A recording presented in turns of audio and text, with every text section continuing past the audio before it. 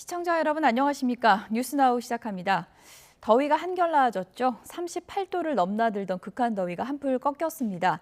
주변에 태풍이 이동하면서 우리나라를 덮었던 강력한 열돔이 흐트러졌는데요. 아직 더위가 완전히 물러간 건 아닙니다. 취재기자 연결해서 들어보겠습니다. 장하영 기자, 열대야부터 좀 알아보죠. 서울은 17일 동안 이어지던 열대야가 어제부터 이틀째 물러갔죠? 네, 밤사이 서울 최저기온 24.8도였습니다. 초열대야 수준인 29도까지 기록했던 닷새 전을 돌아보면 큰 폭으로 기온이 떨어졌지만 아직 열대야에 버금가는 수준입니다. 인천을 비롯한 전국 곳곳에 여전히 열대야가 남아있는 지역 많고 열대야주의보도 남쪽을 중심으로 여전히 발령 중입니다. 낮에도 평년보다 2도 정도 높은 기온 유지되며 덥겠습니다. 서울 기온이 33도로 예보됐고 충남 보령과 전북 김제가 34도, 부산이 32도까지 오를 걸로 보입니다. 전북 전주는 아침 10시도 안 돼서 33도를 기록했습니다. 현재 경기 북부를 제외한 수도권, 강원 동해안과 내륙지방을 제외한 전국 대부분 지역에 폭염주의보가 내려져 있습니다.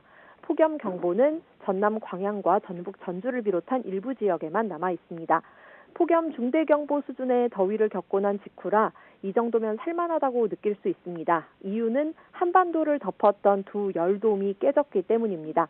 하층의 북태평양 고기압은 물론 상층에 버티고 있던 티베트 고기압도 흐트러진 상태입니다. 네, 열돔이 깨졌다니 다행입니다. 이게 태풍과도 연관이 있는 건가요? 네, 그렇습니다. 중국과 일본 주변에 있는 태풍이 우리나라 상공의 대기 배치까지 바꾸고 있는 상황입니다. 지난주부터 전해드리고 있는 13호 태풍 돌핀, 현재 중국 상하이 부근에 상륙해 있습니다. 강도 2를 유지하고 있는데 세력이 약화한 뒤 남은 비구름이 다음 주 중반에 우리나라로 방향을 틀어 서해에 비를 뿌릴 수 있습니다. 현재 일본 도쿄 동쪽 약 900km 부근 해상에 있는 15호 태풍 차놈은 속도가 조금 빨라져서 내일쯤 일본에 상륙할 걸로 보이는데요. 열대 저압부로 약화한 상태에서 우리나라 동해안으로 비구름을 몰고 올 가능성이 있습니다. 두 태풍의 현재 경로와 세력이 약화한 뒤의 상황 모두 우리나라 대기에 영향을 줄 수 있습니다. 태풍 경로를 예의주시하면서 비 피해, 더위 피해 모두 대비해야겠습니다. 지금까지 과학기상부에서 YTN 장하영입니다. 네, 종합특검 수사 관련해서 속보가 한 가지 들어왔습니다. 네, 종합특검이 밝힌 내용인데요. 윤석열 전 대통령의 이제 경로를 은폐하는 것에 이제 가담한 지휘관에 대해서 구속영장을 청구한다라고 밝혔습니다. 또 황유섭 방첩 사령관과 문현철 방첩 부대장에 대해서 영장을 청구한다고 밝혔습니다. 또 최상병 사건과 관련해서 전직 사령관 등에 대해 오는 12일 모레 내어 구속 심사가 이뤄진다고 밝혔습니다. 다시 한번 알려드리겠습니다. 종합특검 수사 관련해서 속보가 들어왔습니다. 방첩사령부가 윤 전 대통령 경로 은폐에 적극 가담한 혐의로 지휘관에 대한 구속영장을 청구했다는 속보가 들어왔고요. 황유섭 방첩사령관, 문현철 방첩부대장에 대한 영장 청구가 이루어졌습니다. 그리고 최상병 사건과 관련해서 전직 사령관 등은 모레 구속영장 심사를 받게 됩니다. 추가 내용이 들어오는 대로 다시 한번 전해드리겠습니다. 네, 극심한 폭염이 다소 누그러지면서 하루 온열 질환자 역시 100명대로 내려왔습니다. 하지만 여전히 하루 온열 질환자가 130명 정도에 달하고 있어서 정부가 중대본 2단계는 유지하고 있습니다. 중앙재난안전대책본부 취재기자 연결해 보겠습니다. 이승훈 기자. 네, 중대본에 나와 있습니다. 폭염이 다소 주춤하면서 인명피해도 줄었죠? 예, 그렇습니다. 중대본이 공식 확인한 하루 발생 온열 질환자는 모두 131명입니다. 여기에는 더위로 숨진 2명이 포함되어 있습니다. 말씀하신 대로 폭염 다소 누그러지면서 전날보다는 82명이 줄어든 겁니다. 다만 무더위가 끝난 게 아니라서 중대본의 긴장은 여전합니다. 게다가 100명이 넘는 많은 온열 질환자가 나온 게 벌써 일주일이 넘었습니다. 이에 따라서 누적 온열 질환자는 사망자 28명을 포함해서 이제 3,237명으로 늘었습니다. 재산 피해도 여전합니다. 가축이 폐사했다는 신고는 없지만요. 무려 27만여 마리의 양식어의 피해가 하루에 접수됐습니다. 이에 따라서 누적 양식어류 피해는 144만 마리를 넘었고요. 폐사한 가축 역시 누적 피해가 90만 마리를 넘었습니다. 이에 따라서 중대본은 고수원에 따른 양식어류 폐사 최소화를 위해서 대응 장비의 적재적소 보급 배치, 또 배정된 긴급 방류 물량의 적극적인 활용을 해수부와 지방정부에 요청했습니다.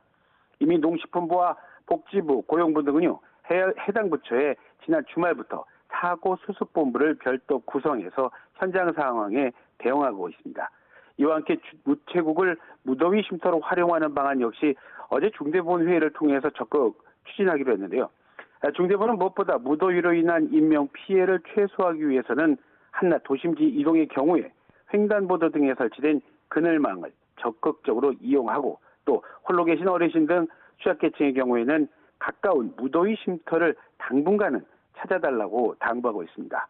오늘도 정부는 폭염 대응 중대본 2단계를 가동하고 있는 가운데요. 전국 16개 시도 3,800여 명이 비상근무하고 있습니다. 지금까지 중대본에서 YTN 이승훈입니다. 40도를 오르내렸던 폭염 속에도 시민들을 위해서 무더위와 사투를 벌이는 사람들이 있습니다. 무거운 장비를 차고 뜨거운 불길에 맞서야 하는 소방대원들과 뜨거운 햇볕 아래서 교통정리에 나설 수밖에 없는 경찰관들인데요. 이들을 따라나서 YTN 취재기자를 연결해 보겠습니다. 최승훈 기자. 네, 경기 파주소방서입니다. 네, 최 기자 뒤로 여러 가지 차량과 장비가 좀 보이는 것 같아요. 네, 제 뒤로 방화복부터 산소통까지 여러 소방과 구조 장비가 보이실 텐데요.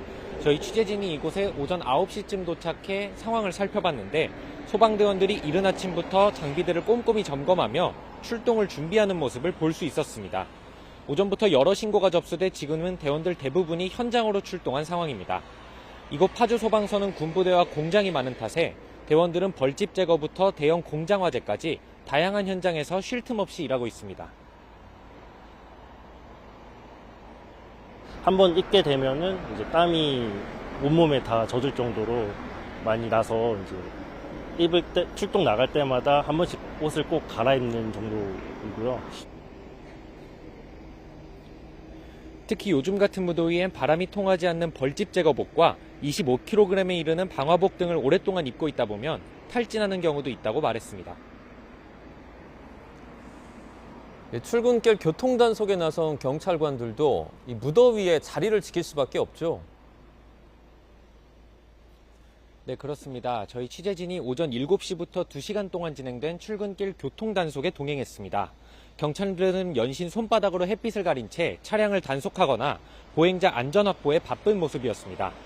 단속을 진행하는 교통경찰들은 하루에 많게는 10시간 이상을 밖에서 근무하는데 차량 열기와 아스팔트에서 올라오는 지열 때문에 이른 아침에도 매우 덥게 느껴진다고 설명했습니다. 특히 출근길 꼬리물기 등이 심할 경우 더위를 식히기 위해 챙겨온 얼음물조차 마실 시간이 없어 힘들다고 토로했습니다. 한여름 무더위 속에서도 시민들을 위해 일을 놓을 수 없는 경찰과 소방대원들은 오늘도 구슬땀을 흘리고 있습니다. 지금까지 경기 파주소방서에서 YTN 최승훈입니다. 제13호 태풍 돌핀의 간접 영향으로 제주 지역 일부 여객선 항로가 결항했습니다. 강풍에 나무가 부러지는 등 피해도 발생했는데요. 제주 연결해서 관련 내용 알아보겠습니다. 고재영 기자. 취재본부에 나와 있습니다. 네, 태풍의 간접 영향으로 제주 일부 항로가 결항이 됐다고요? 네, 그렇습니다. 제주는 지난 금요일부터 제13호 태풍 돌핀의 간접 영향을 받고 있는데요. 해상에는 최고 4m 높이의 높은 파도가 일고 있습니다. 해안으로도 너울성 파도가 밀려들고 있는데요. 해상에는 풍랑특보가 발효되면서 제주와 다른 지역을 잇는 일부 뱃길이 끊겼습니다. 5개 항로 가운데 추자도를 경유하는 2개 항로 여객선 등 4척의 운항이 중단됐습니다. 오늘 제주에서는 하루 3개 항로 여객선 8척이 운항 예정입니다. 제주는 초속 20m 안팎의 강한 바람이 불면서 피해도 발생했는데요. 어제 하루 강풍에 나무가 부러지고 간판이 흔들리는 등 신고 4건이 소방에 접수돼 안전 조치됐습니다. 지금까지 제주에서 전해드렸습니다. 서울 은평구에 있는 21층짜리 아파트에서 배관 파열로 침수 피해가 발생했습니다. 피해 주민들은 감전 우려로 전기를 차단했는데 승강기 운행까지 중단되면서 무더위 속 불편이 이어지고 있습니다. 현장에 취재기자 나가 있습니다. 김다영 기자. 네, 서울 은평구에 있는 한 아파트입니다. 네, 지금 김 기자가 나가 있는 곳 가정집으로 보이는데 어디입니까? 네, 지금 제가 나와 있는 곳은 서울 은평구 수색동에 있는 21층짜리 아파트 16층에 있는 가정집입니다. 어제 오후 4시 40분쯤 이 가정집에서 천장 배관이 파열되며 침수 피해가 발생했습니다. 이곳 주민은 어제 갑자기 안방 천장에 달린 에어컨과 전등에서 물이 쏟아지기 시작하더니 천장 자체가 아래로 주저앉았다고 설명했는데요. 천장에도 약간의 구멍이 생겼는데 지금은 수리하려고 더 크게 확장해 놓은 상태입니다. 뚫린 구멍 안쪽으로 금이 간 배관이 보이는데요. 이 배관에 차 있던 물이 틈 사이로 터져 나오면서 한때 발목까지 차올랐습니다. 어제는 지하에 있는 계단실까지 침수가 됐다고요? 네, 그렇습니다. 물이 아파트 복도와 계단을 통해서 흘러내리면서 일부 세대는 물론이고요. 지하 계단실까지 침수가 됐습니다. 간밤 집주인은 물론 이웃까지 거들어서 물난리는 지금은 어느 정도 정리가 된 상태로 보입니다. 하지만 아직 주민들은 옷가지와 침구, 가구 등을 제대로 정리하지 못하고 피해 상황을 복구하고 있고요. 또 감전을 우려한 주민들이 전기를 자체 차단하고 관리사무소도 승강기 운행을 멈췄는데 아직 더운 날씨에 불편이 이어지고 있습니다. 저희 YTN 취재진도 16층까지 올라오느라 계단을 이용하면서 땀을 뻘뻘 흘렸고 나이 많은 어르신들은 특히 큰 불편을 호소하고 있습니다. 피해를 본 동으로 오늘 이사 오는 세대는 엘리베이터를 이용하지 못하고 사다리차만으로 짐을 날라야 했습니다. 이곳 관리사무소 측은 소방 배관이 터진 거로 보고 피해 세대를 돌면서 정확한 원인을 조사하고 있습니다. 지금까지 서울 수색동 아파트 현장에서 YTN 김다현입니다.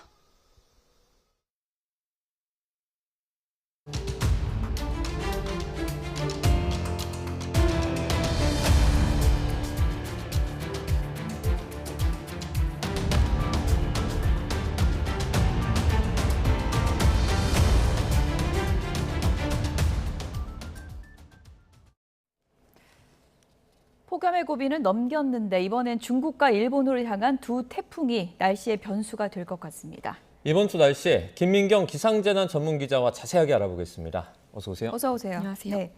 두꺼운 이불을 한 겹 벗겨낸 것처럼 폭염이 한결 나아졌는데 이유가 어떤 건가요? 네, 가장 큰 이유는 우리나라로 들어오는 바람의 방향이 바뀌었습니다. 지난주에는 태풍의 영향까지 더해지면서 남쪽에 뜨겁고 습한 공기가 우리나라로 강하게 유입됐는데요.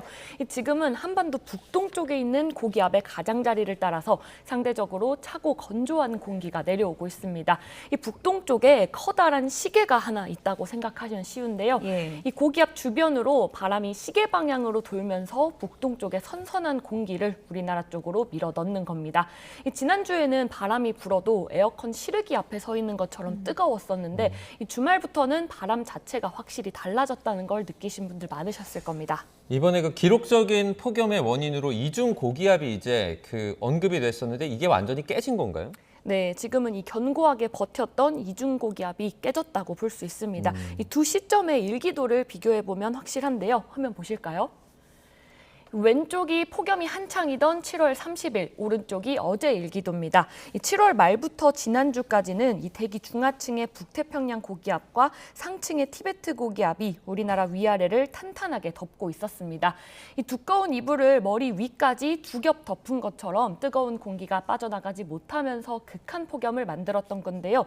그런데 어제 일기도를 보면 이 두 고기압의 모두 세력이 약해지면서 우리나라 상공에서 완전히 벗어났고요. 이불이 사라진 거네요. 네, 위아래로 겹쳐있던 이 이중 고기압 구조도 완전히 깨졌습니다. 그러면 막 40도까지 오르는 숨도 쉬기 힘든 그런 폭염은 이제 걱정 안 해도 되는 겁니까? 네, 당분간은 그럴 걸로 보입니다. 이 기상청 중기예보를 보면 다음 주까지 낮 기온은 대부분 32에서 35도로 예보가 돼 있습니다. 워낙 40도 안팎의 더위를 겪다 보니까 이제 더위가 끝난 건가 싶을 수도 있는데요. 이 재난 수준의 폭염이 한풀 꺾인 거지 아직도 폭염주의보나 경보 수준의 더위는 계속되고 있습니다. 또 시기적으로 8월 중순으로 이제 접어들면서 이 태양의 고도는 낮아지고 낮의 길이도 이제 점점 짧아져서 이 40도까지 치솟을 수 있는 조건은 점점 불리해지긴 합니다. 하지만 최근에 9월에 이중고기압이 다시 발달해서 추석까지 더위가 이어지면서 이 가을추 대신 여름하를 쓴 하석이란 말까지 나왔었는데요.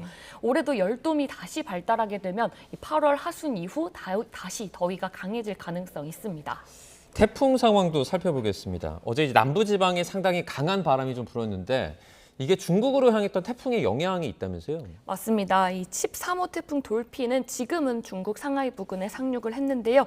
이 직접적인 영향권에 들진 않았지만 그제와 어제 이 태풍이 가까워지면서 간접적인 영향을 받았습니다. 화면 보실까요?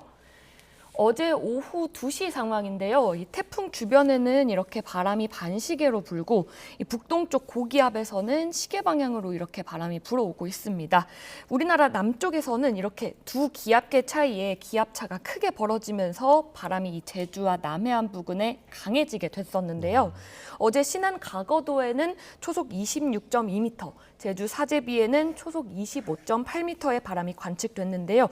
이 시속으로 환산하면 93에서 94km 정도로 이 자동차가 고속도로를 달리는 속도에 가까운 바람입니다. 네, 일단 뭐 중국 쪽으로 가긴 했지만 우리나라에 어느 정도 영향이 있을지도 궁금한데 뭐 비가 오거나 그럴 가능성도 있는 거예요? 네, 이 태풍이 남긴 비구름의 이동 경로는 이 모델마다 조금씩 다르게 보고 있는데요. 화면 다시 보실까요? 우리나라 예보 모델 킴은 이 태풍이 중국 내륙에서 점차 약해져서 이 광복절 연휴쯤 서해를 지나 이렇게 우리나라 쪽으로 들어오는 걸로 보고 있습니다. 유럽과 미국 모델도 이 시점과 경로에는 차이가 있지만 이렇게 약하더라도 우리나라로 비구름이 들어올 가능성을 보고 있습니다. 다만 아직 시간이 많이 남아있는 만큼 구체적인 시점이나 강수량은 조금 더 지켜봐야 할 것 같습니다. 이번 주에 일본을 향할 것으로 보여서 안심을 했었죠. 그 15호 태풍 차놈의 영향도 좀 있나요? 맞습니다. 이 제15호 태풍 차놈은 일단 일본으로 향합니다. 그런데 문제는 그 이후인데요. 현재 예상 경로를 보면 내일 오후부터 모레 사이 일본을 관통한 뒤 동해로 빠져나와서 13일쯤 독도 부근에서 열대저압으로 약화할 전망입니다. 이 동해안과 동쪽 지역은 태풍이 남긴 비구름과 강한 바람의 영향을 받을 가능성이 있는데요. 아직 모레 동해안의 예상 강수량은 5에서 20mm로 많지는 않습니다. 하지만 이 목요일인 글피까지 합치면 비의 양이 더 늘어날 수 있습니다. 이 태풍이 얼마나 가까이 접근하느냐에 따라 이 비의 양이 늘거나 강한 바람과 높은 물결이 나타날 가능성이 있어서 끝까지 지켜봐야 합니다. 네, 태풍도 태풍이고 요즘에 여름에 소나기 내린다 치면 갑자기 엄청 많이 내리잖아요. 이런 현상이 좀 지속될까요? 네, 비도 비지만 바람도 굉장히 강하게 부는데요. 이 토요일 전국 곳곳에서 초속 20m, 그러니까 시속 70km가 넘는 강한 바람이 관측됐었습니다. YTN에도 비와 함께 이 충남 아산과 전북 전주 등에서 갑자기 거센 비바람이 몰아쳤다는 제보도 잇따랐는데요. 여름철에는 이 낮 동안 지면이 뜨겁게 달궈지면서 대기가 불안정해지고 소나기 구름도 굉장히 강하게 발달하게 됩니다. 이때 이 강한 비와 함께 구름 속 공기도 지상으로 빠르게 쏟아져 내려오는데요. 이 공기가 지면에 부딪히면 이 마치 물을 바닥에 세게 쏟았을 때처럼 사방으로 퍼지면서 순간적인 돌풍을 만들게 됩니다. 그래서 여름철에 소나기가 내릴 때는 강한 비도 문제지만 갑작스러운 돌풍에도 주의해야 합니다. 지난주 내내 김민경 기자랑 재난 폭염 얘기했는데 그래도 더위는 일단 좀 꺾여서 다행인 것 같습니다. 지금까지 김민경 기상재난 전문 기자였습니다. 수고했습니다. 고맙습니다.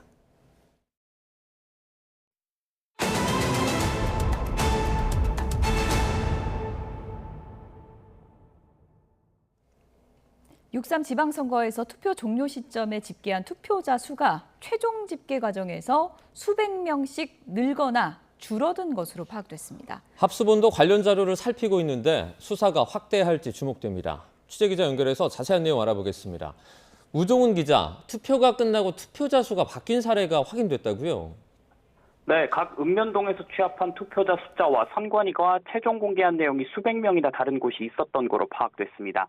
조국혁신당 정춘생 의원실 자료에 따르면 전국 3,500여 개 지역 중 29곳에서 100명 이상의 투표자 수 오차가 발생했습니다. 경기 안성 공도읍 제4투표소는 현장에서 집계한 오후 6시 기준 투표자 숫자는 2,100여 명이었는데 최종 투표자는 1,494명으로 약 29%가 줄었습니다. 이와 반대로 최종 투표자 수가 현장 집계보다 늘어난 곳도 있었습니다. 부산 수영구 광안 일동의 경우 7,100여 명이었던 오후 6시 기준 투표자 수가 785명 증가한 거로 최종 집계됐습니다. 검경 합수본은 선거 종료 이후 선관위가 시스템에 재접속한 내역을 확인하고 이 과정에서 허위 입력이나 조작이 이루어졌는지 들여본다는 방침입니다. 뭐 투표자 수 기록이 엉망이란 얘기인데요. 합수본 수사는 어떻게 진행이 됩니까? 네, 합수본도 투표 종료 뒤 발생한 투표자 수 오차 자료를 압수수색 과정에서 확보해 들여다보고 있습니다. 다만 당장 이와 관련해 선관위 관계자를 입건하거나 추가 압수수색을 나설 단계는 아니라는 게 합수본 측 설명입니다. 낮 시간대에 이루어진 실시간 투표율 조작 의혹의 경우에는 중앙선관위 관계자가 일종의 조작 지침을 전파한 것과 달리 선고 종료 이후 드러난 투표자 수 차이는 그 과정의 위법성이 추가로 드러나야 한다는 겁니다. 이와 별개로 국민의힘 주진우 의원은 오후 3시에 투표자 숫자가 오후 1시에 먼저 입력되는 등 미리 오입력된 사례가 확인됐다고 주장했는데요. 합수본은 추후 들여다볼 부분인 것 같지만 여건상 당장 수사에 착수하진 않았다는 입장입니다. 합수본은 오늘 투표 통계 조작 의혹과 관련해 중앙선관위 압수수색을 이어가는 한편 외유성 출장 의혹에 대한 조사도 진행합니다. 지금까지 사회부에서 전해드렸습니다. 이번엔 주식시장 흐름 알아보겠습니다. 이틀 연속 하락했던 코스피가 상승 출발로 이번 주를 시작했습니다. 지난주 금요일에 뉴욕 증시 3대 지수가 종가 기준 사상 최고치를 기록한 영향으로 보입니다. 취재기자 연결해서 금융시장 상황 좀 더 알아보겠습니다. 류한홍 기자, 코스피가 현재도 상승세 유지하고 있습니까? 네, 코스피가 0.8% 오른 6,306으로 출발했는데 6,200선과 6,300선을 오르내리고 있습니다. 코스피가 최근 2거래일 연속 6,200선에서 바닥을 다졌는데 오늘 힘껏 날아오를 수 있을지 주목됩니다. 오늘 코스피 상승 출발은 지난주 금요일 뉴욕 증시 상승 영향으로 보입니다. 뉴욕 증시는 고용지표 충격에 금리 인상 우려가 후퇴하면서 3대 지수가 종가 기준 사상 최고치를 기록할 정도로 강세를 나타냈습니다. 소프트웨어 주식이 급등했고 엔비디아 상승으로 필라델피아 반도체 지수도 2.6%나 올랐습니다. 삼성전자와 SK하이닉스는 장 초반보다는 상승폭이 줄어들고 있습니다. 시가총액 상위 종목 중에선 한화 에어로스페이스와 고려아연, 미래에셋증권과 한미반도체, LIG 디펜스 앤 에어로스페이스 등이 급등 중입니다. 기관과 개인이 동반 순 매수를 하고 있고 외국인이 홀로 순 매도를 하고 있습니다. 코스닥은 1.1% 오른 808로 출발했고 6%대 강세를 나타내고 있습니다. 9시 50분쯤엔 올해 18번째 매수 사이드카가 발동됐습니다. 기관과 외국인이 동반 순 매수 중이고 개인이 홀로 순 매도 중입니다. 원달러 환율은 1,400원대와 1,410원대를 오르내리고 있습니다. 지난주 금요일에 이어 장중에 1,400원대까지 하락하고 있습니다. 최근 엔화 강세와 달러화 약세를 위한 미일 외환 당국의 시장 개입 후 원달러 환율은 하락세를 나타내고 있습니다. 시장에선 이런 추세라면 원달러 환율이 지난해 10월 이후 처음으로 1,300원대에 진입할 수 있을 것으로 관측하고 있습니다. 지금까지 YTN 유환홍입니다.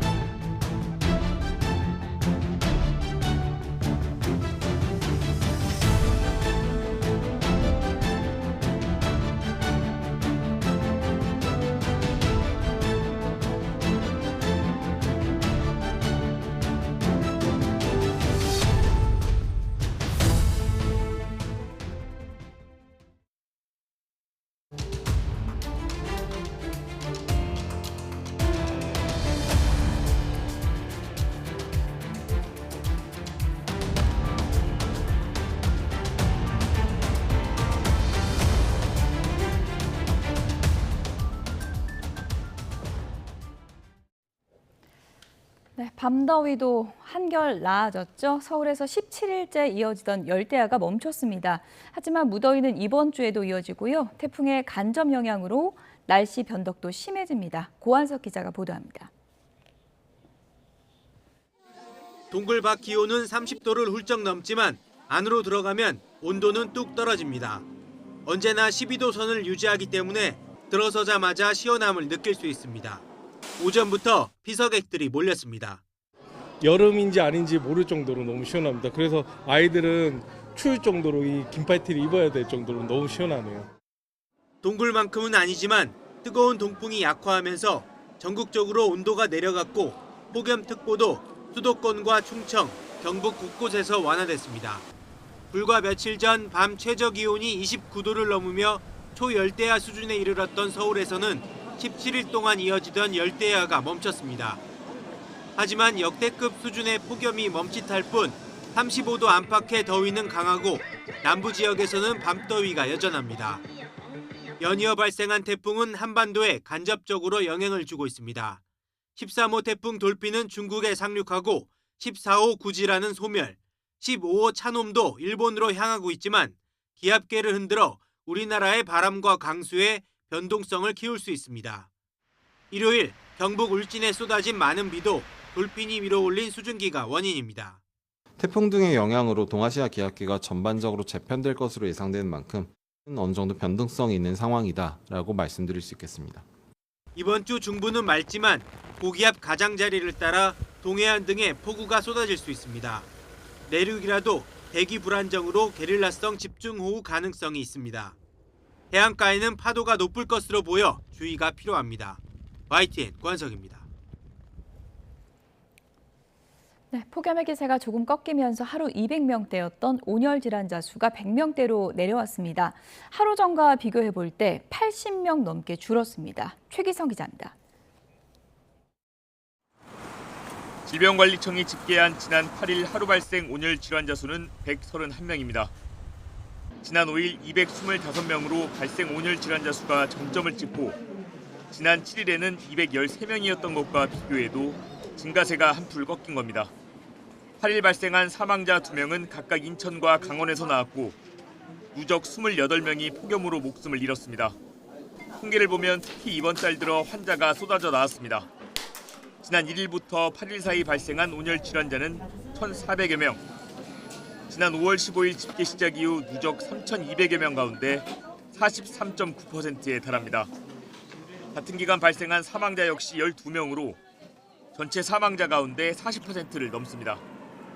연령별로 보면 65살 이상 고령층이 전체 온열 질환자의 35.7%로 가장 많았습니다. 10명 가운데 7명 이상이 실외에서 발생했고 질환 유형별로는 열탈진이 61.1%로 절반이 넘었습니다. 극한 기온이 지났다고 해서 방심하면 안 됩니다. 철저히 물 자주 먹고 그늘에서 충분히 쉬어가면서 부득이 일할 경우에는 쉬어가면서 일을 해야 됩니다. 전문가들은 폭염특보 발령 때 야외 작업 중지 같은 실질적인 보호 조치를 강화하고 도심 온도를 낮추기 위한 장기적인 대책도 시급하다고 지적했습니다. YTN 최기성입니다. 제13호 태풍 돌핀의 간접적인 영향으로 제주 지역의 일부 여객선이 결항됐습니다. 제주와 다른 지역을 잇는 5개 항로 가운데 추자도를 경유하는 여객선 등 4척의 운항이 중단됐습니다. 오늘 제주에서는 3개 항로 8척만 운항을 합니다. 제주에는 어제부터 초속 20m 안팎의 강한 바람이 불면서 나무가 부러지고 간판이 흔들리는 등 피해 4건이 접수가 됐습니다.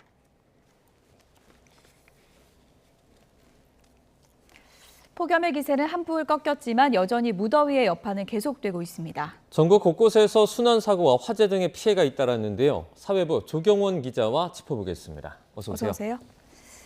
네, 조 기자가 어제 인천국제공항을 다녀왔는데 여행객도 있겠지만 요즘에 공항이 좀 피서객으로 붐빈다고요?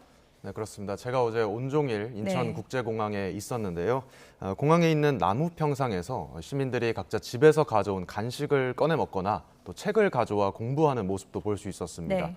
또 한편에서는 장기 대결도 펼쳐지기도 했는데 저도 덩달아 피서지에 온 듯한 그런 네. 느낌이 들기도 했습니다. 에어컨이 잘 나고 시원하죠, 공항이. 그렇습니다. 예. 그 말씀을 이제 드리려고 했는데 온도계를 제가 직접 가져가서 측정해보니 실내 기온이 24도 정도로 나타났습니다.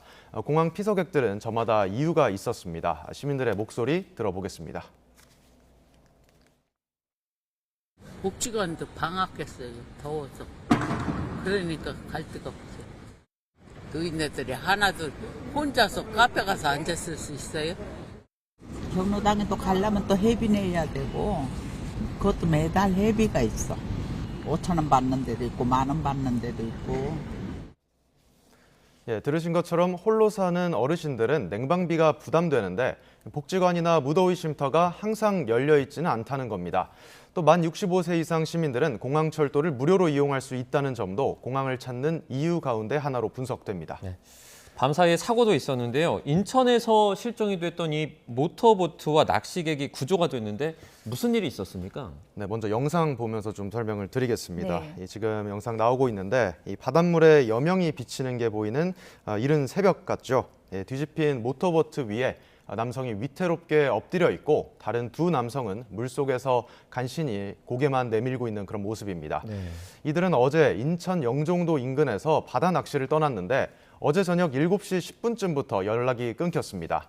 실종 신고를 접수한 해경은 밤샘 수색에 나섰고 11시간 만인 오늘 아침 6시 10분쯤 이들을 발견해 무사히 구조했습니다. 11시간 동안 저렇게 위태로운 상황이 있었던 거예요? 그렇습니다. 그렇게 예. 모터에 의지한 채 예. 11시간을 버틴 것으로 좀 추정됩니다. 이렇게 한여름 더위를 피해서 물놀이나 수상 레저를 즐기시는 분들 많을 텐데요. 항상 안전에 유의하셔야겠습니다.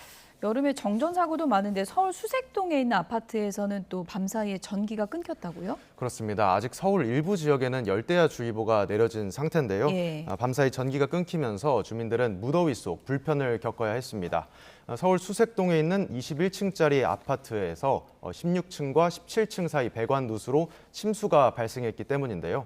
감전 사고를 우려해 전기를 차단하면서 승강기도 작동을 멈췄습니다.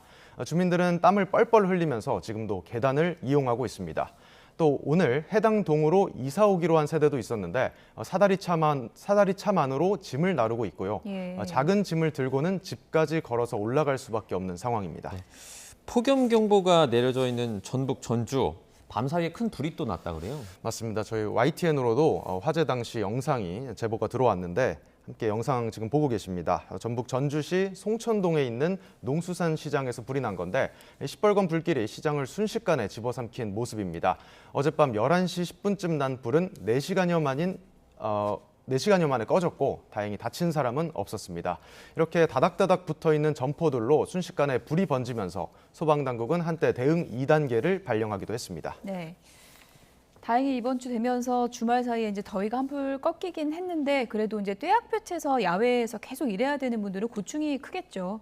그렇습니다. 예. 저희 사회부 취재 기자들이 오늘 아침부터 소방관 그리고 경찰관들과 함께하고 있습니다. 먼저 최승훈 기자가 나가 있는 파주 소방서는 최근에는 벌집 제거 출동이 잦다고 설명했습니다. 소방관들은 통풍이 되지 않는 벌집 제거복이나 25kg에 이르는 방화복 등을 입고 있다 보면 금세 땀범벅이 돼 옷을 3번씩 갈아입어야 하고 탈진되는 경우도 있다고 토로했습니다.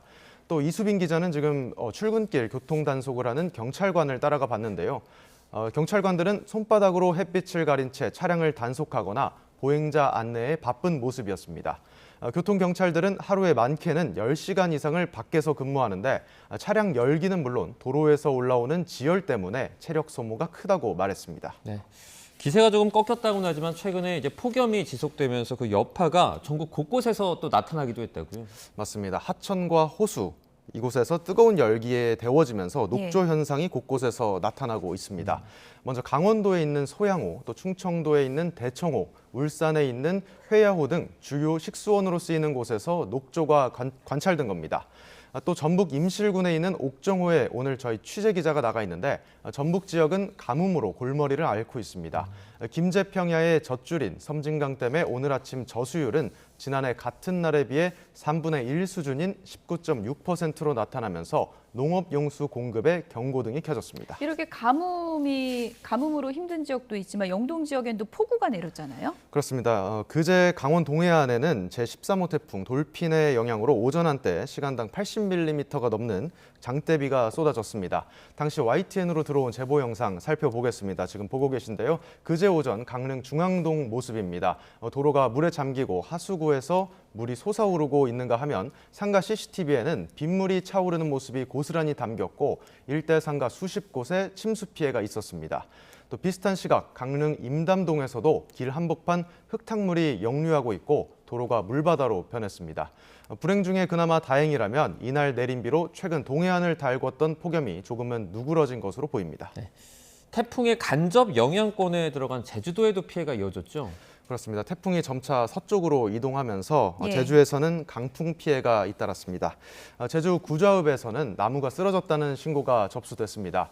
건물 간판과 가게 차양막이 심하게 흔들린다는 신고가 접수돼 안전 조치가 이루어지기도 했습니다. 순간풍속 최대 초속 20m의 강한 바람이 불어 제주 산지와 서귀포 등에는 강풍주의보가 발효됐습니다. 또 제주와 남해안을 중심으로 전국 대부분 해상에 풍랑특보가 내려지면서 여객선 운항도 일부 멈췄습니다. 어쨌든 극한 폭염은 좀 꺾이면서 온열 질환 환자도 좀 크게 줄었죠? 예, 앞서 리포트에서도 보신 것처럼 그제 하루 발생한 온열 질환자 수는 모두 131명이고 예. 이 가운데 사망자는 2명으로 집계됐습니다. 지난 3일부터 매일 200명 안팎으로 발생한 온열 질환자 수도 주말 사이 폭염 기세가 꺾이면서 100명대로 내려앉은 것으로 보입니다. 하지만 무더위가 당분간 이어지는 만큼 온열 질환에 걸리지 않도록 앞으로도 건강 관리에 유의가 필요합니다. 오늘 오후 4시에 어제 하루 동안 발생한 온열 질환자 통계가 발표되면 그때 다시 내용을 살펴보고 전달해드리도록 하겠습니다. 네, 알겠습니다. 지금까지 사회부 조경원 기자와 함께했습니다. 오늘 고맙습니다. 잘 들었습니다.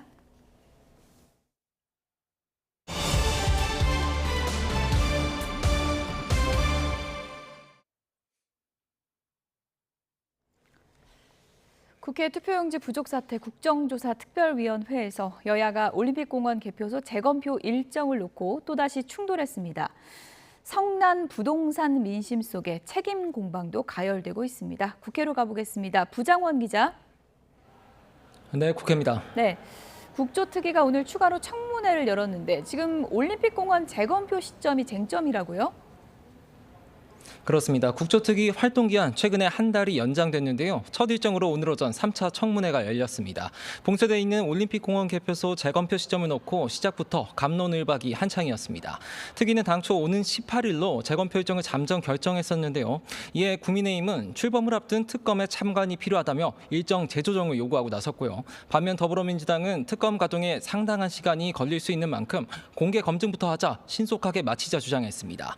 민주당 간사인 윤건영 의원은 국민의힘이 말을 바꾸면서 시간만 끌고 있다면서 2달째 계속되고 있는 올림픽 공원 상황을 신속하게 정리해야 한다고 강조했습니다.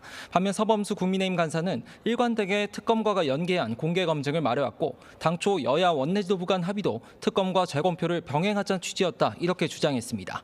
양측이 이렇게 팽팽한 공방을 이어가면서 선관위 등을 상대로 한 질의는 첫 발도 떼지 못했고 오후에 다시 청문회를 열기로 했습니다.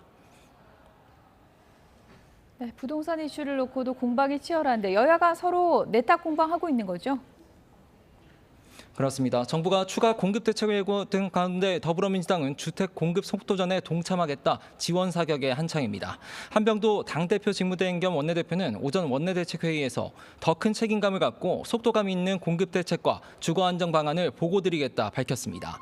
특히 윤석열 정부와 오세훈 서울시장, 당시 여당이 공급 절벽을 초래한 주범인데도 말폭탄만 쏟아내고 있다. 이렇게 국민을 향해 날을 세웠는데요. 세제 개편안 발표 이후 부동산 민심이 예상보다 더 크게 들끓으면서 수습에 총력을 기울이는 모습입니다. 이런 가운데 폐기된 버스를 이용한 이른바 버스하우스를 제안했다가 논란을 빚었던 민주당 황희 의원은 직접 입장을 밝히겠다며 기자회견을 예고했다가 취소했고요. 대신 SNS를 통해 아이디어 차원이었지만 의도와 달리 국민께 큰 심려와 실망을 끼쳐드렸다며 사과했습니다. 국민의힘은 정부 여당의 부동산 실정 부각 총력전입니다. 장동혁 대표는 최고위원회의에서 이재명 대통령이 국민 삶에 피해 주는 정책은 안 하느니만 못하다고 말해놓곤 그런 정책 정책만 줄줄이 내놓고 있다 맹비난했습니다. 정전식 원내대표도 불타오르는 청년의 분노에 조금이라도 책임감을 느낀다면 대출 규제와 세금 중심 정책 기조를 당장 폐기하고 오합지졸 내각을 전면 교체하라고 촉구했습니다. 네, 각 당의 상황도 짚어보겠습니다. 먼저 민주당 정당대회 지난 주말 사이에 김민석 후보가 2연승을 달렸죠? 네, 김민석 당대표 후보 지난 주말 8.17 전당대회 2주차 순회 경선에서 정청래 후보에게 역전에 성공했습니다. 제주와 인천, 강원과 TK 권리당원 투표 결과 모두 1위를 차지하면서 누적 합산 1.48%포인트 격차 선두로 발돋움했습니다. 일단 김민석 후보가 다소 유리한 고지에서 다음 일정을 맞이하게 됐는데 여전히 초박빙 승부인 만큼 승패를 가늠하긴 이른 상황입니다. 당장 이번 주 권리당원 표심에 32.9%가 밀집된 최대 승부처 호남 경선이 코앞이죠. 각 주자들은 오늘 호남 공략에 집중하는 모습인데 밤 9시 광주에서 열리는 토론회에서 격돌이 예상됩니다. 국민의힘에서는 장동혁 대표가 오는 26일 취임 1주년을 맞아 당 쇄신안을 내놓기로 했습니다. 당초 이번 주 발표 가능성도 거론됐는데 대여 투쟁 집중과 원내 의견 수렴을 위해 미뤘다는 게 당 관계자 설명입니다. 개혁안에는 장 대표가 강조해온 당원 중심 정당을 기치로 당원권 강화 구상을 담을 전망입니다. 이와 동시에 국민의힘은 오늘 당내 조직 강화 특별위원회도 재가동했습니다. 개혁안 마련과 함께 당 조직 정비를 통해 사퇴론을 정면 돌파하고 친정 체제를 강화하려는 행보란 해석입니다. 지금까지 국회에서 YTN 부장원입니다.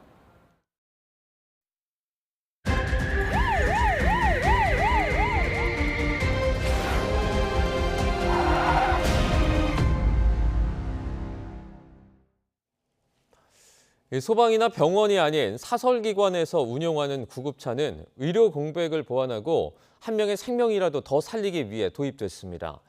하지만 난폭 운전과 잦은 사고는 물론 관리 사각지대에 놓여 있다는 지적이 끊이지 않았는데 YTN이 사설 구급차의 실태를 집중 취재했습니다.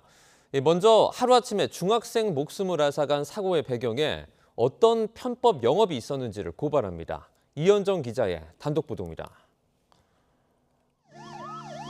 지난 4월 강원도 원주, 평소처럼 학원으로 향하던 중학생이 사설 구급차에 치여 숨졌습니다.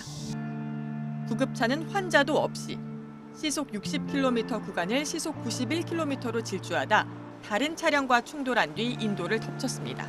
그냥 걸어가다가 그냥 그렇게 사고를 당해요. 이렇게 말도 안 되는 속도를 줄이고 좌우로 살폈어야죠.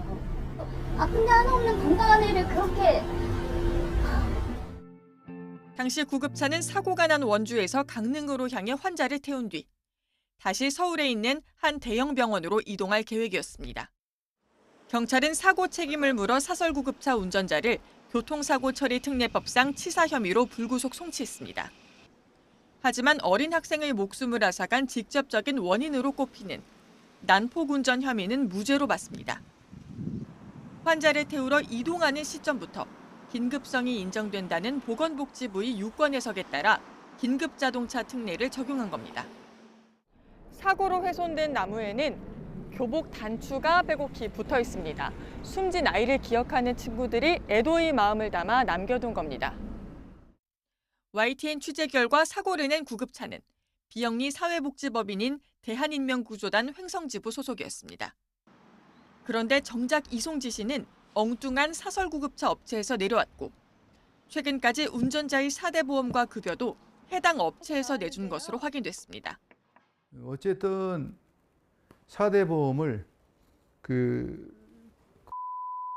안에 들어놓고 기사가 뭐 100% 채워지지 않을 경우에 이렇게 태우고 그런 모양이에요. 사실상 사설업체의 돈벌이에 대한인명구조단 구급차가 쓰이는 것으로 응급의료법 위반에 해당할 가능성이 큽니다.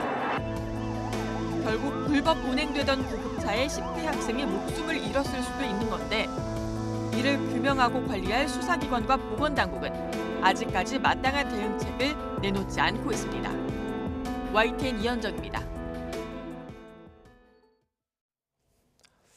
보신 것처럼 환자 없는 사설 구급차에 어린 중학생이 목숨을 잃었지만 응급의료법 위반과 관련한 경찰 수사와 보건당국의 조치는 더디기만 합니다.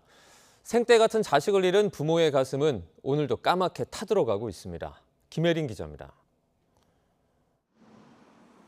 경찰은 15살 중학생의 목숨을 앗아간 사설 구급차 운전자를 교통사고 처리 특례법상 치사 혐의만 적용해 불구속 송치했습니다. 하지만 대한인명구조단이 사고를 낸 사설업체의 명의를 빌려준 정황과 관련한 응급의료법 위반 혐의 수사는 사실상 멈춰 있습니다. 사설 구급차 운영에 구조적이고 근본적인 문제를 파헤쳐 대책을 마련해야 하지만 속도를 내지 못하고 있는 겁니다. 경찰 관계자는 경찰 교통과에서 사고 처리 외에 불법 명의 대여 여부까지 들여다보기엔 현실적인 한계가 있다고 설명했습니다. 명의 대여 의혹이 사고의 직접적인 원인이 아닌 데다 구체적인 물증 없이는 강제 수사를 벌이기도 쉽지 않다고 덧붙였습니다. 그렇다면 관리 책임이 있는 보건복지부와 지방자치단체는 어떨까요? 손을 놓고 있기는 마찬가지입니다. 먼저 복지부는 법인 설립 인가만 내주었을 뿐 지도 감독 권한은 서울시에 맡겼다는 입장입니다. 서울시는 실제 운행 현황이나 지부 관리는 각 지자체와 보건소가 담당할 일이라고 반박하지만 보건소 생각은 또 다릅니다. 우리가 이 법인에 대해서 제재할 수 있는 근거가 너무도 미약하다. 계속 복지부에다 얘기하거든요. 서울시에서 걔네 없애. 우리는 법 못 받고. 건강지침에 대해서 되게 말이 많았고 법적으로는 뭐 저희가 애매한 부분이 있는 것 같아요. 명의를 주고받으며 난폭 운전으로 사망 사고가 나도 여기에 책임을 물을 명확한 기관이 없단 얘기입니다. 그러는 사이 부모는 아직도 아들의 이름을 부르고 또 부르며 누군가는 이 무참한 죽음의 이유를 꼭 밝혀달라 호소하고 있습니다. 매일 자기 전에 여기 와서 만나는 친구들 보고 싶고 소문 갔다가 오니까. YTN 김혜린입니다.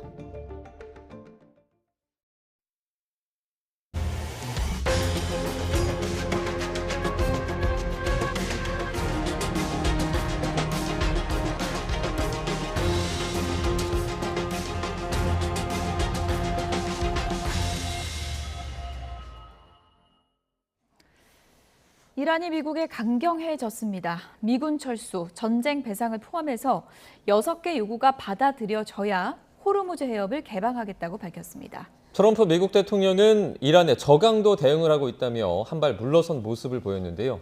김열수 한국군사문제연구원 안보전략실장과 함께 짚어보겠습니다. 어서 오세요. 안녕하세요. 네.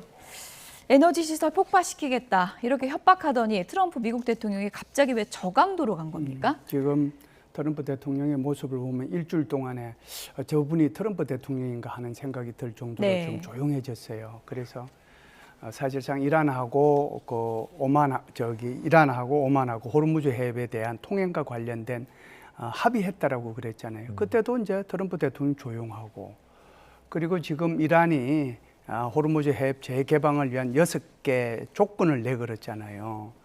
6대 조건을 내걸었는데도 지금도 조용하거든요. 그러면서 오히려 자신은 스스로가 로키로 대응하고 있다라고 얘기를 하는 거예요. 그래서 아마 이것이 딘 케인 합참의장의 그 말에 좀 이렇게 무게를 실었지 않았는가 생각을 해요.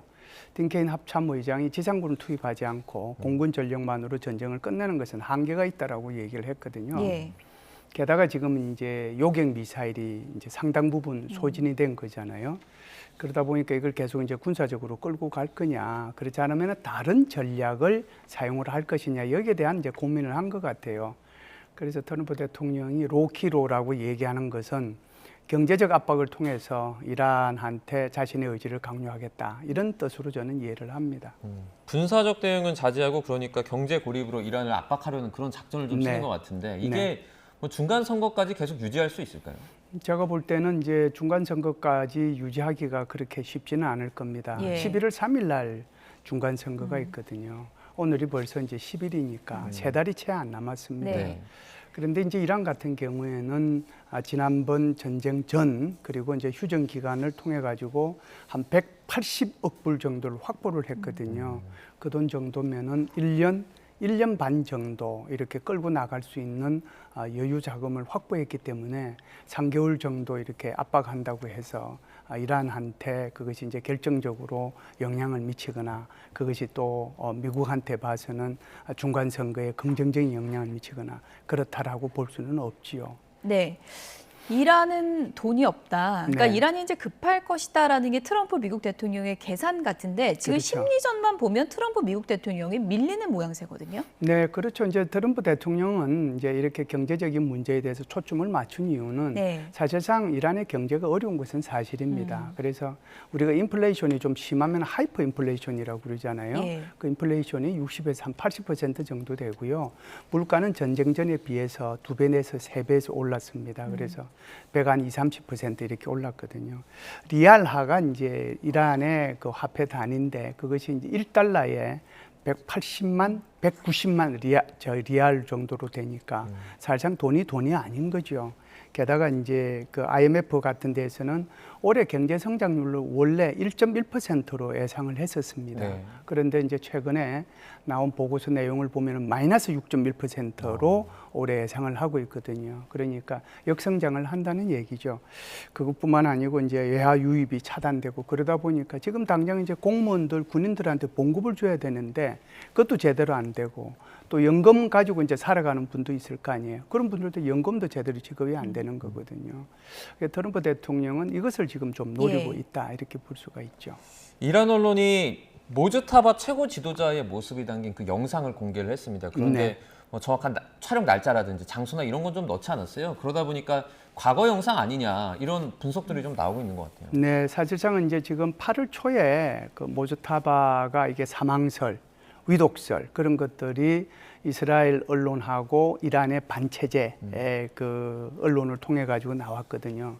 게다가 이제 엊그제는 페제스키안 대통령이 이런 얘기를 했어요. 지금 최고 지도자하고 의사소통이 잘 안 된다. 예. 그러면 이 두 말을 종합해 보면 뭔가 문제가 있다는 거잖아요. 예. 그러다 보니까 이제 이란의 핵맹수비대 입장에서 보면 아 이렇게 가면은 자칫 잘못하면 미국과의 협상에서 밀릴 수도 있겠구나 이런 위기감을 느낄 수가 있겠죠. 이 영상만 보면 어디 부상 하나 입지 않은 것 같은 모습이거든요. 그렇죠. 그러니까 이제 우리가 그냥 흔히 알고 있기로는 예. 이제 얼굴을 이제 못 내밀 정도로 부상을 입었다는 거잖아요. 네. 그리고 이제 다리도 하나가 좀 여전히 많이 불편하고 네. 그리고 수술을 뭐 몇 번씩이나 받았고. 근데 의사소통도 원활하게 하는 것 그렇죠. 같고요. 지금 저 예. 얼굴 보면 뭐 완전히 뭐 정상적인 사람이잖아요. 그런데 지금 말씀하셨다시피 촬영 일자, 촬영 장소도 공개를 안 했단 말이죠. 그러니까 아마 이란 핵맹수비대 입장에서는 의도적으로 저 영상을 공개했다 이렇게 보죠. 사실 이런 의혹을 불식시키려면 공개석상에 직접 나오면 되잖아요. 네. 근데 지금 나올 수 없는 어떤 이유가 있다라고 저희가 생각할 수밖에 없는 것 같아요. 그렇죠. 뭐 다 이제 그렇게 생각을 하죠. 사실상 이제 아버지 장례식장에도 못 나온 거잖아요.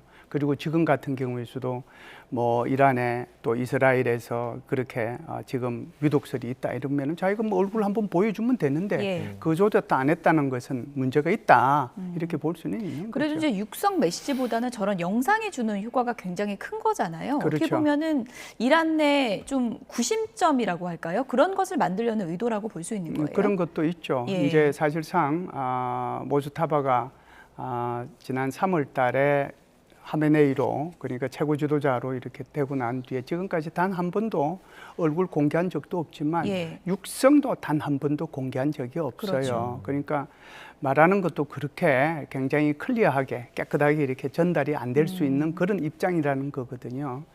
그럼에도 불구하고 저런 영상을 공개했다는 것은 이제 단결해라라고 하는 그런 차원이다 봐야죠. 이란의 안보기구입니다. 최고 국가안보회의 사무총장에 모흐센 레자이 전 이란혁명 수비대 총사령관이 이제 임명이 됐습니다. 예전에 하메네이 추모 행사에서 전 최고 지도자 그 추모 행사에서 이 호르무즈 해협이 원자폭탄보다 더 중요하다 이런 발언을 한 인물이기도 해요. 네, 그런 발언을 한 인물이기도 하고요. 이 사람이 과거에 이란 혁명 수비대 사령관을 몇 년을 했냐면 무려 16년을 한 사람입니다. 그리고 이제 1994년 같은 경우에는 아르헨티나에 있는 유대인들의 그 어떤 그 센터죠. 유대인 커뮤니티 센터. 거기 테러를 일으킨 장본인이기도 하거든요. 예. 그러니까 강경파 중에 강경파고요. 이 사람이 이제 9일부로 임명이 됐으니까 어제부로 임명이 된 거잖아요. 그게 이제 최고 지도자의 최고 지도 국가안보회의의 사무총장인데 거기에 최고 지도자에 의해 의장은 누가 하느냐 하면은 페제스키안이 해요. 대통령이. 근데 이 사무총장이 어떤 직책을 지금 수행을 하느냐면 당연히 사무총장으로서 임무도 수행을 하지만 모주타바가 지금 이런 자리에 잘 못 나오니까 모주타바를 대신해서 이 얘기를 할 수 있으니까 이 사람의 권력이 지금 페제스키안보다 훨씬 더 강하다 이렇게 봐야죠. 네, 초강경파 배치하고 이란은 어쨌든 더 세게 나간다 이런 전략을 짜고 있는 것 같은데 미국은 심리전도 좀 밀리는 것 같고 그리고 이제 무기 부족 상황이 심각하다 이런 얘기까지 있더라고요. 네, 이게 이제 8월 16일 되면요, 60일 휴전안이 끝나는 날이에요. 예. 그러면은 8월 16일이면은 오늘이 10일이니까 일주일밖에 안 남은 그렇죠. 거잖아요. 그러면은 미국하고 다시 협상을 해야 되는데, 그래서 지금 여기에 레자이를 여기 사무총장으로 임명을 했다라고 해도 과언이 아니거든요. 네. 그 이제 아주 강경하게 미국을 몰아붙이겠다는 그런 예. 의도가 여기에 들어가 있는 거죠. 그리고 이제 이와 연관해가지고. 지금 미사일은 이제 공격 미사일하고 방어 미사일, 그러니까 요격 미사일로 나눌 수가 있는데요. 공격 미사일은 뭐 그렇게 문제는 없는 것 같습니다. 그런데 결국 이제 요격 미사일이라고 하는 것이 패트리어트, 사드, SM3, SM6 뭐 이것이 이제 대표적인 거라고 봐야 되는데요. 특히 이제 패트리어트 같은 경우에는 뭐 한 1,500기 정도 쓰고 이제 남아 있는 것이 전체적으로 1,700기 정도밖에 안 된다. 근데 중요한 것은 지금 현재의 전쟁을 진행하는 데는 문제는 없지만 제2의 어떤 특정 지역에서 미국의 이익을 크게 손상시키는 어떤 전쟁이 일어났을 때 여기에 이제 대응을 못 한다는 거죠. 그러니까 미국이 우려하는 부분은 바로 그 부분입니다. 그렇기 때문에 이제 항상 예비량을 아껴둬야 되는 거거든요. 그러니까 지금 이 정도를 하려고 하면은 2년 정도 계속해서 생산해내야 겨우 이제 여기를 맞출 수 있단 말이죠. 그러다 보니까 이제 미국으로서는 좀 부담이 되는 그런 면도 있다 이렇게 보죠. 미국에서 이런 무기가 좀 부족해지면 이게 주한미군에도 영향을 줘서 우리나라에도 좀 영향을 미칠 수 있다면서요? 그렇죠. 최초부터 이제 그렇게 했었죠. 2월 28일 날 전쟁이 시작했을 때 미국은 주한미군에 있는 패트리어트 미사일 포대 한두 개 포대를 빼내 갔고요. 그래서 이제 성주에 있는 사드도 이제 뭐 옮겨가지고 이 사드 미사일 발사대도 가는 거 아니냐. 뭐 포만 가느냐, 뭐 예를 들어서 미사일만 가느냐 이런 얘기들이 이제 많이 있었거든요. 그래서 사실상 이것은 주1 미군도 패트리어트 포대들이 그쪽으로 이동을 했고요. 그리고 이제 유럽에 있는 일부 포대들도 이동을 했었습니다. 그래서 미국 입장에서 보면은 당장 급하니까 그쪽에서 이제 빼내는 건데 한국 입장에서 보면은 다다익선이죠. 많으면 많을수록 좋지 않겠습니까? 예. 대한민국이 가지고 있는 대한민국도 패트리어트 3를 충분히 가지고 있어요. 네. 그리고 이제 천궁2 정말 그 요격률 뭐 97, 8%를 자랑하는 그 천궁2도 가지고 있거든요. 그럼에도 불구하고 여기에 더해서 주한미군의 패트리어트 3 또 사드까지 있다라고 하면은 더 좋은데 그중 일부분이 갔으니까 그래도 뭐 이 정도면은 우리가 북한의 어떤 위협에 대응할 수 있는 그런 수준은 된다. 그래서 그 부분은 너무 우리 국민들께서 걱정 안 하셔도 되겠다는 생각을 합니다. 네, 자, 이런 가운데 그 트럼프 대통령의 수건 사업이죠. 네. 그 백악관 연회장 공사도 좀 제동이 걸렸습니다. 불법이다라고 이제 그 재판 결과가 나왔는데 트럼프 대통령이 이제 대법원 상고하겠다 이런 뜻을 밝힌 상황이죠. 예, 이게 이제 1심하고 2심이거든요. 1심에서 일단 패했어요. 그럼에도 불구하고 이제 상고를 해서 2심에서 다시 결과가 나왔는데 네. 그러니까 이제 트럼프 대통령 입장에서는 이것을 대법원에 가서 이제 하겠다라고 하는 거거든요. 예. 그러니까 트럼프 대통령이 이런 생각을 하는 거예요. 거기에 있는 워룸이라고 하는 것이 우리 옛날에 그 워룸에서 보면 옛날 대통령 거기 쭈그리 앉아가지고 이렇게 그 워룸에서 지금 진행되고 있는 그 화면을 통해서 보던 거 있었잖아요. 네. 네. 그 오바마 대통령 같은 분. 그러니까 지금 그 정도로 좁거든요. 그러니까 이게 옛날에 지어진 거라 그 워룸이 없어요. 그래서 지금 그것을 짓는 근본적인 목적은 두 가지입니다. 하나는 그 지하에다가 워룸을 제대로 만들겠다. 그러니까 전쟁 지휘소를 제대로 만들겠다라고 하는 게 하나고요. 예. 두 번째는 사실상 지금도 그쪽에서 이 드론이 날아다니고 무슨 뭐 항공기가 지금 소위 말하는 백악관 상공으로 날아가서 이게 문제가 되고 하거든요. 그래서 그쪽에 방공망을 그쪽에 집중적으로 좀 설치를 하겠다라고 예. 하는 것이 핵심이고요. 예. 그 다음에 이제 연회인데. 연회가 핵심이 아니었어요? 예. 그것만 하다 보면은 밑에 예. 게 사라지니까. 예. 그러니까 그거 하는 김에 그러면은 연회장도 만들자라고 하는 건데, 그러니까 공화당은 이제 제가 말한 곳에 이제 초점을 두는 거고, 네. 민주당은 지금 우리 김순영 앵커님께서 말씀하신 것처럼 예. 연회에 초점을 두고 예. 그거는 부수적으로 들어가는 게 아니냐. 그러니까 민주당은 여기를 이제 비판하는 네. 거죠. 제가 뭐 민주당 입장은 아닙니다만 많은 분들이 이제 트럼프 미국 대통령이 연애 때문에 지는 거 아니야 예, 이런 예. 생각을 했던 것 같고요. 예. 워낙에 이제 전 세계인들 관심을 많이 받다 보니까 예. 트럼프 미국 대통령이 요즘에 이런 기사가 나왔습니다. 머리숱이 풍성해졌다. 이런 네. 기사가 나왔는데 저희가 화면을 좀 보여드려야 알 것 같습니다. 트럼프 미국 대통령 비교 화면을 좀 보여주죠. 저건 밈이고요. 트럼프 미국 대통령이 이제 평소에 사실 뭐 연세도 있고 하다 보니까 이제 머리숱이 좀 적어질 수밖에 없는데 왼쪽이 이제 평상시 모습이고 오른쪽이 혹시 부분 가발 쓴 거 아니야? 이런 의심을 받는 영상이거든요. 제가 이런 질문 드리긴 죄송하긴 하지만 보시기엔 어때요? 예, 좀 차이가 많이 많이 나죠. 그래서 예. 저 영상을 보신 분들이 예. 기적이 일어났다 뭐 이렇게 말씀들을 많이 백악관에서는 LED 빛에 반사돼서 그렇다 이런 또 해명을 그런 했습니다. 것 같습니다. 근데 예. 저게 너무 차이가 나잖아요. 예. 그러니까 저건 이제 뭐 탈모 치료제를 쭉 복용을 해왔다고 하지만 탈모 치료제 가지고는 아마 설명이 좀 안 될 것 같다는 생각은 들어요. 네. 그래서 오히려 부분 가발이죠. 부분 가발을 편하지 않게 이렇게 쓰지 않았느냐. 그래서 이제 비행기에서 내릴 때 이제 확 흩날리는 게 네네. 이게 이제 과거하고 너무 많이 차이가 나잖아요. 예. 그러다 보니까 그게 이제 밈으로 굉장히 빨리 확산이 된 것 같습니다. 기적이 좀 일어난 것 같습니다. 네. 이거랑 관련해서 이제 국민들이 다양한 밈을 만들어서 이제 또 소비를 네네. 하고 있거든요. 이건 네네. 어떤 심리라고 좀 보세요? 글쎄요, 이제 워낙 트럼프 대통령이 화제의 중심에 있으니까요. 그래서 아마 그런 것들이 이제 인기가 있지 않는가. 그리고 그런 걸 잘 만드느냐에 따라서 그만큼 또 시청을 많이 하고 그러면은 또 그거 만들어서 내보낸 사람한테 뭔가 또 인센티브가 들어오는 거잖아요. 워낙 풍자다 보니까 좀 과장해서 올렸습니다. 지금 뭐 보이시죠? 저렇게.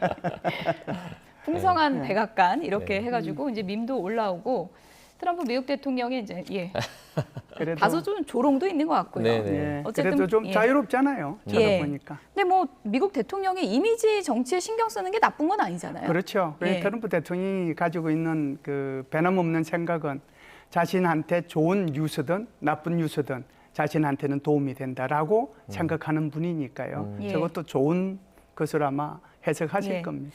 저희가 뭐 트럼프 미국 대통령의 가발 논란까지 짚어봤는데 어쨌든 뭐 이란과의 전쟁에 있어서 트럼프 미국 대통령이 이미지를 지키는 거는 요즘은 좀 실패하고 있는 것 같다. 모양새를 좀 구겼다 이런 생각이 드네요. 지금까지 김열수 한국군사문제연구원 안보전략실장이었습니다. 고맙습니다. 감사합니다.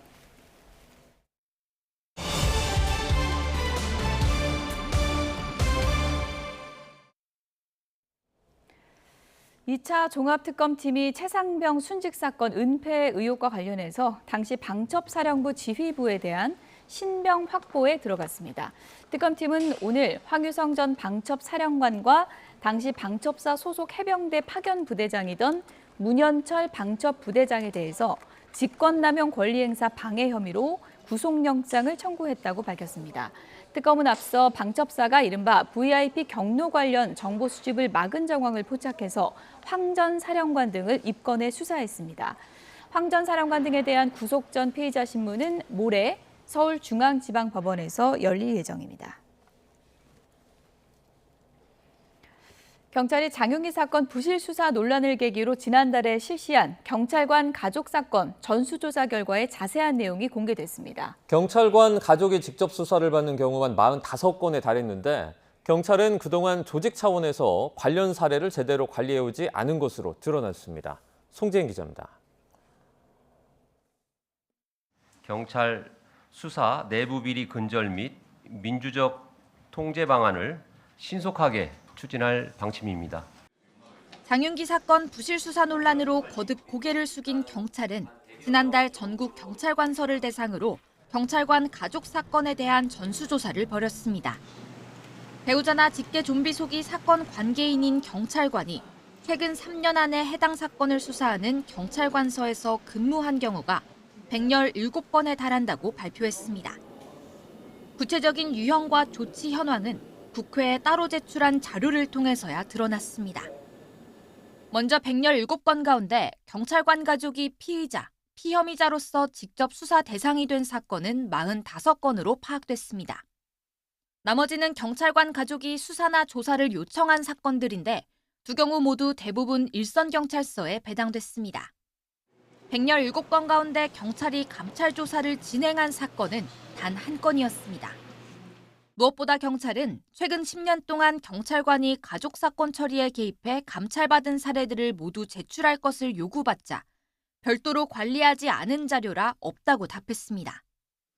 조직 차원의 관리 미비가 재차 확인된 대목입니다. 이런 상황에서 경찰관들이 스스로 이해관계 등을 고려해 사건 수사에서 빠진 경우는 전수조사에서 확인된 117건에 비해 턱없이 적었습니다.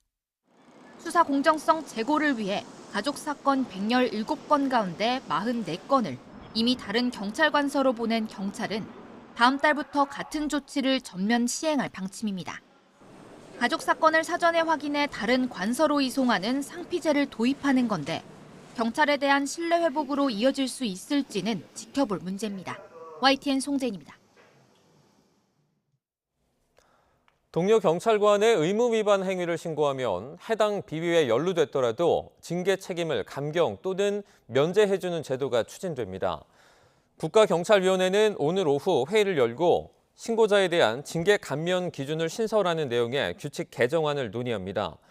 장윤기 사건 부실 수사와 유착 논란 이후에 경찰청이 내놓은 내부 자정 강화 조치로 신고는 내부 비리 신고센터를 통해 접수가 되며 구체적인 수위는 징계위원회에서 결정될 전망입니다.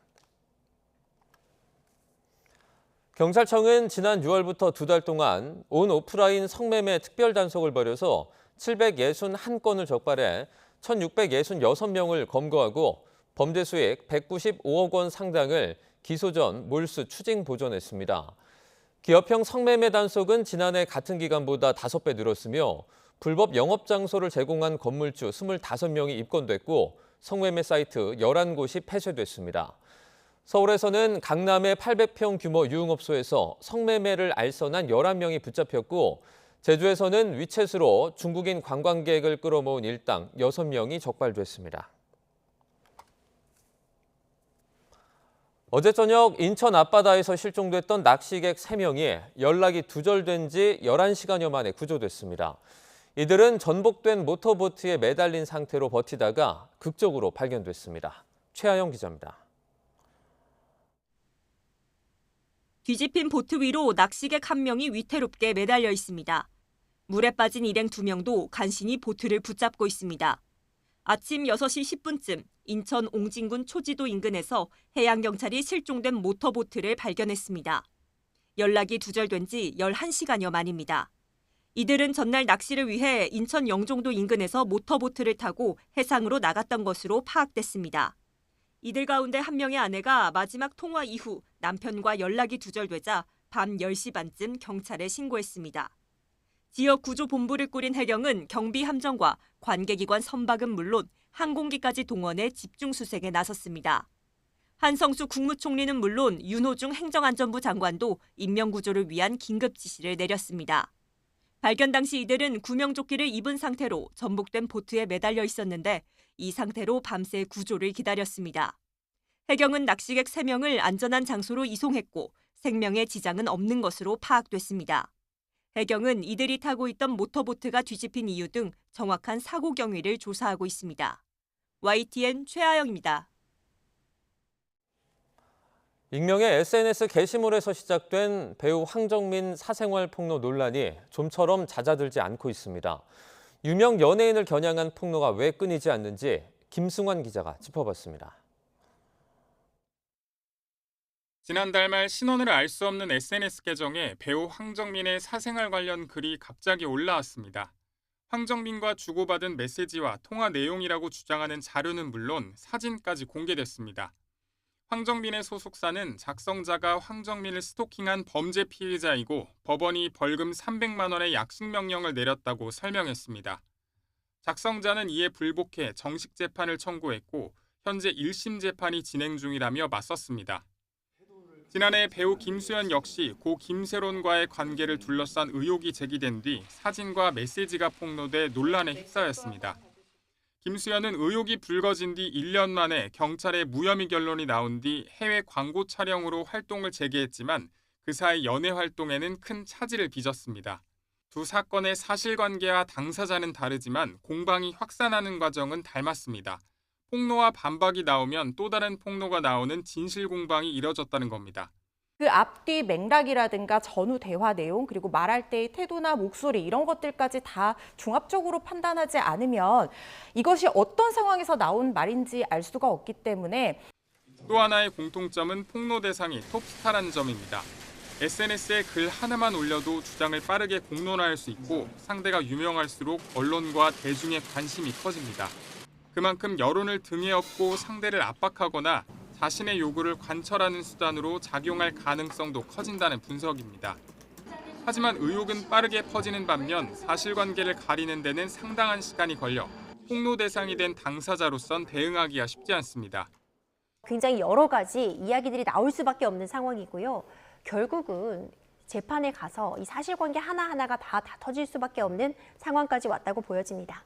여기에 새로운 사진이나 글이 나올 때마다 관련 보도가 쏟아지면서 언론이 확인되지 않은 사생활 폭로를 확대 재생산하는 데 한몫하고 있다는 비판도 나옵니다.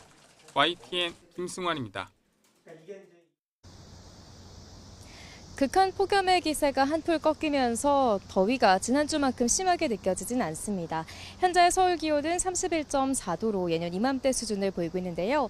하지만 당분간 폭염주의보 수준의 더위는 계속될 것으로 보이는 만큼 계속해서 더위 대비 잘 해주셔야겠습니다. 현재 대부분 지역의 폭염특보는 주의보 수준으로 약화하거나 해제된 가운데 전북, 전주를 비롯한 호남 일부 지역에는 여전히 폭염경보가 남아 있습니다. 오늘 서울과 청주의 한낮 기온 33도, 전주는 34도까지 오르겠고요. 동해안 지역은 강릉이 28도에 그치는 등 상대적으로 낮겠습니다. 이번 한 주간 내륙은 구름만 다소 지나는 가운데 밤낮 없는 무더위가 지속하겠습니다. 다만 태풍의 간접 영향으로 인해 날씨가 다소 유동적일 것으로 보입니다. 당분간 해안가를 중심으로는 너울성 파도가 높게 일겠습니다. 해안가 접근에 자제하는 등 안전사고에 유의해야겠습니다. 지금까지 YTN 윤수빈입니다. 네, 뉴스나 오늘 순서는 여기서 마치겠습니다. 시청해주신 여러분 고맙습니다.